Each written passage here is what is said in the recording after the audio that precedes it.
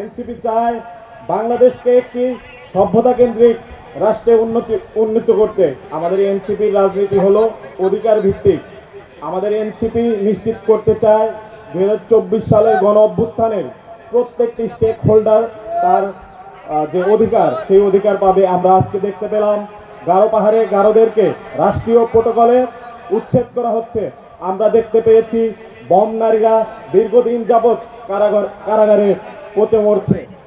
আমরা চাই পাহাড় থেকে সমতল বাঙালি এবং দেশভাগের সময় মহাজের প্রত্যেক সম্প্রদায়কে নিয়ে একটি নয়া জাতীয়তাবাদ গঠন করতে। আমরা চাই এনসিপি চায় বাংলাদেশকে একটি সভ্যতা কেন্দ্রিক রাষ্ট্রে উন্নীত করতে। 34 35 সানবিট 1 চামচে 30+ বাসন পরিষ্কার। একমাত্র এনসিপি এই কথা বলে। আজকে শহীদ সাকিব আঞ্জুম এবং আলী রায়হানের রক্তস্নাত ভূমিতে দাঁড়িয়ে আমরা এই শপথ করে গেলাম, আমরা আমাদের যে বক্তব্য সেটি বাস্তবায়ন করেই ছাড়বো ইনশাল্লাহ। ইনকিলাব জিন্দাবাদ।